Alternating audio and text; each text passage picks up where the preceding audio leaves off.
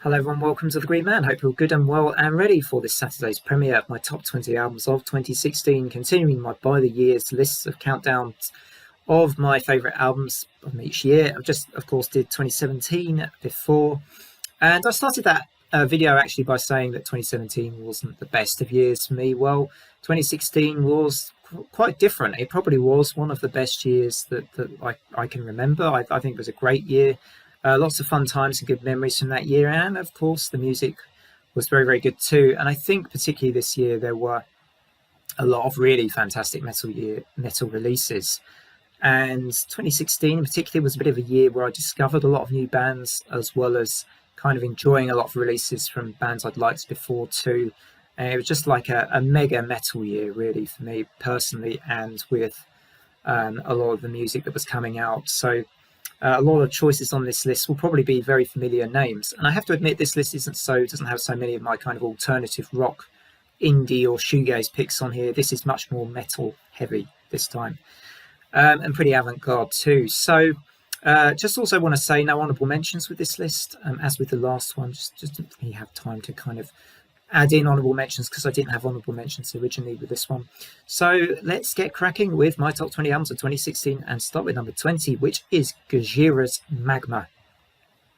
So whilst probably not being one of my, top 2, top 3 or even top 4 Gajira albums, I still really like this album from Gajira. It affords a bit more time for a bit more atmosphere and a bit more space. And it has a certain feel to it, I think, that is quite different. It certainly sort of stands apart from a lot of its predecessors, which for me are a bit more aggressive and a bit rougher edged. But this album has some really great tracks on still, like Stranded, Silvera, a real standout on this album for me. And it's still a very, very good album with lots to enjoy in it. So Gojira's Magma comes in at number 20. At number 19, we have Red Fang with Only Ghosts. I really liked this hard rock album from Red Fang. This is stoner bands. This is their 4th studio album. Some really good cuts on here, like Cut It Short, No Air, Smell of the Sound, I think it was, I really liked on here as well. So pretty impressive album from Red Fang. This is an album to sit back with and enjoy a beer with your friends and listen to this in the background. It's a great album to sort of for that kind of a moment, I think. At number 18, we have Elsas Kodama, which was a concept album based on the film Princess Mononoke, or inspired by it, I think. I quite liked the album that came before this quite a bit, actually, which was just purely clean, sort of shoegazy kind of album from Alcest. This one was a bit rougher edged, brought back some of the black metal style a bit more. Did it, as Alcest always seemed to, very effectively. And this was definitely one of my favourite releases from 2016. At number 17, we have Carbon and Meta. So for fans of Meshuggah, Code Orange, that really offbeat groove, the angular stuff, crazy rhythmical changes left, right and centre, and ridiculous kind of, ridiculous sort of musicianship. Carbon, if you're into any of those kind of things, this is for you, this album. And I really liked this one a lot from 2016. So a couple of my favourite tracks on here, probably Secrets Within, Gratitude, and you just listen to this album, just have a blast. It's a great album just to have a blast to. Really good one from 2016. At number 16, we have one of my kind of more contrarian picks on this list, I think. And because this is probably, if you're a Deftones fan, this may not be an album you like as much. But for me, this album from 2016 was awesome. This was Gore, which was, like I say, this follows on from Koi no Yokan. It sort of has a very dreamy feel to it. It's a very dreamy album with quite a lot of that style of Deftones on. Now, given that I really like the dreamy style of Deftones, possibly sometimes I like the dreamy Deftones more than I like the hardcore punk style of Deftones, which means I actually gravitate towards Gore a lot. And it's partly why I made it onto this list. Because I really like Deftones Gore. Comes in here at number 16. If you're not familiar with this album by Deftones, there's some pretty cool tracks on here, like Prayers Triangles. Phantom Bride has an absolutely crushing riff at the end of it, which is awesome. Now, bringing us on to number 15. The first one of these albums I actually do own on CD, and I own a t-shirt of course, here as well. Dystopia by Megadeth. one of their best albums, I think, from the sort of this century, the 21st century, with a lot of killer riffs, and the introduction of Kiko Loureiro, I think, gave this bit of impetus. I really do. It's a dynamic album. It sounds quite fresh from Megadeth, certainly following on from Super Collider. And I love Dystopia, the title track, Death from Within. Poisonous Shadows is a classic, or a great track from the album. Which brings me on to number 14, so we're getting through them quite quick now. Number 14 is Asphyx and Incoming Death. An album I wasn't expecting to really... I thought this would just be kind of brutal death metal, and I can sort of... Brutal death metal I sometimes enjoy, but not for super long periods listening to it at once. But this was quite melodic, so it was slightly more down my street, because I did enjoy some of the more death doomy aspects of this album. Great little album, and I really liked the opening track, which I said one of my favourite opening tracks in a video I did recently. Number 13, we have Haken Affinity. This is a British prog metal band. Probably by now on the channel, I have a sort of, I tend to lean towards quite a bit of progressive stuff. And these guys do really good progressive metal. And this album was kind of a little bit sci-fi in concept, I think, and ideas and themes. And they pulled together a really interesting, quite unique style of album, not like anything I'd really heard up to this point of hearing this. Really loved it. It was my introduction to this band, Haken, as well. And I just think it's a great album. Some of my highlights on here would be things like Initiate, Lapse, 15-Minute Epic, The Architects. Really good album from Asphyx, Incoming Death. So coming in, from Haken Affinity. We'll get there eventually. Coming in at number 12, we have what for me was the sort of swan song album for this band, the Dillinger Escape Plan, and their album Dissociation. It's the last album. And this is their 6th album. Still very crazy, frenetic, completely, one of these albums that takes a bit of time to really digest and appreciate. But once you do, I think this is a really strong Dillinger album. I quite like oddly, the final track was one of my favourites on the album too, which was more of a sort of a slow, kind of more, Greg Puciato singing clean, which I really liked on this track, and I thought it showed his ability to deliver something, like that, in addition to the much more sort of aggressive stuff. And this was one of my favourite albums for sure from 2016. I thought it was a great album from Dillinger Escape Plan. We move up to number 11 now, and at 11 we have Architects with All Our Gods Have Abandoned Us. Now, with Architects, I've kind of blown hot and cold over the years. I like some of their stuff, some of it I can kind of take or leave, and I know there are lots of Architects fans out there, so I will say this, that I thought this album was fantastic. It had a real raw emotion behind it. Now, I'm conscious that in a way this was like a swan song album for Architects, because it was their last album with their guitarist Tom Soul, before he very sadly passed away. And this album really made its mark for me. It's definitely one of my favourites, if not my favourite Architects album, I think, just because you just feel a lot of the emotion in the vocals, in the sort of atmosphere of the album. It all comes through really well. It's well produced, this album too, I think. It has a real sort of ambient kind of warm feel to it, which sounds weird when you're talking about Architects, but it does have a warm feel to this album as well. Coming in at number 10 can only be Ulcerate, Shrines of Paralysis. So we're in the top 10 now. Every album from here on in this top 10, I personally think is just, these are incredible albums now from this year. Like I say at the start of the video, strong year for metal. Ulcerate, Shrines of Paralysis, really great album. There's one track in particular on here that blows my mind every time I hear it, and it is Chasm of Fire. Just killer, and one of my favourite albums from 2016 for sure. Coming up next at number 9, we have Insomnium and Winter's Gate. So, any Insomnium fans out there, it's probably one of your favourite albums, I would guess. It's a really good sort of like one composition but broken up into 7 parts, and it's a really, really great Megadeth album from them, which I think is somewhat playing to their strengths, but doing it in that sort of conceptual way, which was a little different from what they'd done before, which kind of gave gave them a bit of a fresh direction, I thought, which they pulled off well.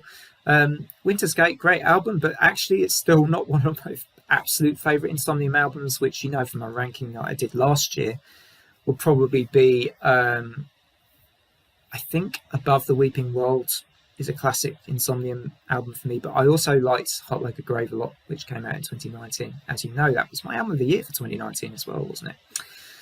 So at number 8, we have an album which I discovered through the YouTube channel Cover Killer Nation. If you can remember Cover Killer Nation, if there are any YouTubers out there or people that used to watch his channel, he was a pretty well-known metal YouTuber. And this album here was one of his kind of, I think it was in his top 10 as well from 2016 year. And that's how I discovered this album, was through his channel. And I mean, I think I probably completely agree with everything he said. This is a really great, sort of pretty enchanting, an album which combines quite a few different styles together, but does it extremely effectively. So it's sort of atmospheric, bit of black metal, bit of melodic death metal, kind of gothic, very gothic, and lots of synth in the album too. But a pretty awesome, sort of has an adventure fantasy sort of feel to this album. If you listen to it, don't know whether you agree, but I think it kind of has an adventure fantasy feel to it. Really like an Abstract Illusion, Illuminate the Path, which comes in here at number 8. So at number 7, we have Evergrey's The Storm Within. And I just want to add at this point, plug this while I can, I will be doing an Evergrey ranking fairly soon, or, you know, probably in July or August. I'm still working my way through their whole discography at the moment. A few albums which I'm discovering for the first time and loving a lot of their stuff. And The Storm Within for me marks a little bit of a change in their direction. It was sort of, it got really heavy. There was a lot of down-tuned guitar, you know, sound, which was, you know, became sort of really synced in with Tom's vocals really well, I think, on this particular album. So the heaviness was mixed in well with his kind of soaring, really great melodic vocals that he always delivers. And this Storm Within album I really liked. Some good collaborations on here as well. I think he does a great duet with his wife Karina, and there's also a really good duet with Floor Jansen, of course, of Nightwish. So do check out The Storm Within by Evergrey. It's a really good Evergrey album. Now moving on to number 6, what for me was probably arguably one of the most underrated albums from 2016. And, you know, criminally so. I think this is a fantastic album by Novembre with Ursa. And one of the great things about this album as well is its artwork is a really great match for the music. It's fantastic artwork, and the music lives up to that fantastic artwork. You know, some gorgeous soundscapes in this album. If you like Anathema, Catatonia, anything melodic and gothic, you're probably going to absolutely dig this album from Novembre, and I can't recommend it enough. If you even just listening to the opening track was enough for me to think, well, this has contender for 2016 album of the year written all over it just after the opening track, Astralis, which is an incredible kind of lots of great transitions that really just blow your mind as they happen. Now we're on to the top 5, and at number 5 we have Fleshgod Apocalypse with King, a massive album from 2016, right? Huge album, grand operatic death metal with Jens Bogren at the helm to produce it. And boy, is this one hell of an album from Fleshgod Apocalypse. Tracks like In Eternum, I don't know how you say that, Cold as Perfection, Syphilis, wonderful tracks on a pretty well, you know, this album, considering all the, you know, it's got opera, death metal, you know, lots of interesting kind of things coming together, elements all being mixed together. It's one of these kind of really ambitious albums. It's amazing the end result. And I think, you know, credit for the production on this one. Just a mega epic release from 2016, and surprisingly only at number 5 in a way. I mean, you might expect this to be higher up on the list for this year, but the next 4 albums I'm just very attached to. They were great albums from that year that I have listened to loads of times. So these are these 4 albums still can manage to come above that epic release from 2016. So we go on to number 4 now, which is Epica's The Holographic Principle, which I listened in the car again the other day, just in case it I felt would feel any differently about it. But no, I still think it's a great album. Beyond the Matrix, Idola, not Idola so much, actually that's the opening track, Edge of the Blade, the Holographic Principle, that epic closing track. I like Once Upon a Nightmare as well. It's sort of one of the sort of more kind of, I guess, Simone vocal, but sort of operatic kind of tracks, I think, that one. But yeah, just a fantastic release from Epica from 2016. Perhaps my favourite Epica album. I might actually say no, it is my favourite Epica album. Coming in at number 3, we have, this was a collaboration between Swallow the Sun's Yu Horavio and his late partner, Leah Stonebridge, who has been mentioned on my channel at least a couple of times. I think her solo album was quite high up on my 2020 list. This album is at number 3. This is Trees of Eternity, Hour of the Nightingale, and it's just a wonderful, melancholic dose of absolute melancholia. It's a really sad-sounding but brilliant, wonderful album from these two. And there's just so many great songs on here. A Million Tears, Eye of Night, Black Ocean, Sinking Ships. Just brilliant stuff from Trees of Eternity. And I feel like I'm still pretty attached to this album, so I feel like it still deserves a spot high up here at number 3 for 2016. Coming up at number 2, maybe this is a slightly contrarian pick.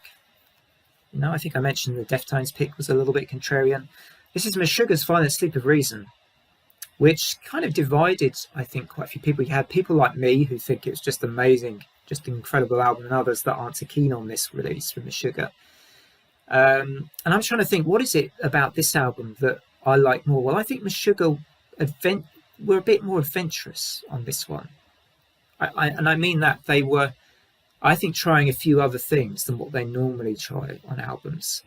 You know, in a way, this is like, you know, for me, it had some of the effectiveness and the groove of an album like Obscene, but it also had some of the, like, the experimental style you had with an album like Catch 33, but it was more controlled on this.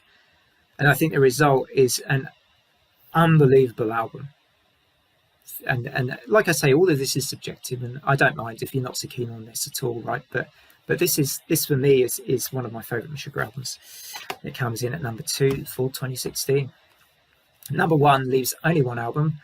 One of my all-time favourite bands, this, right? And you know, I'm a fan of a lot of their recent albums. So for a band that has been around for a very long time, since the 90s, always sometimes you think, well, when it's one of their recent albums that you adore, it's just a sign of longevity of that band. That band is Catatonia and The Fall of Hearts. So this is quite a complex album in a way, but it just sounds so serene. You know, you can sort of, the more you listen to it, the more you're sucked in, the more intoxicating the album becomes, and the more like you are to want to listen to it. The more you listen to it, the more you want to listen to it again. And just, I don't think there's a track on here I don't like. I think this is an amazing album. And for me, it was my album of the year in 2016. I think in 2016, and it still is at this point too. So thank you everyone, as always, for watching, and I hope you enjoyed this latest year-end kind of style list from me. Next up, we will have 2015, probably late July, and obviously there are more videos to come in on the channel, including the album That series tomorrow night. We'll be carrying on. Otherwise, from me, as always, take care, everybody, and bye for now.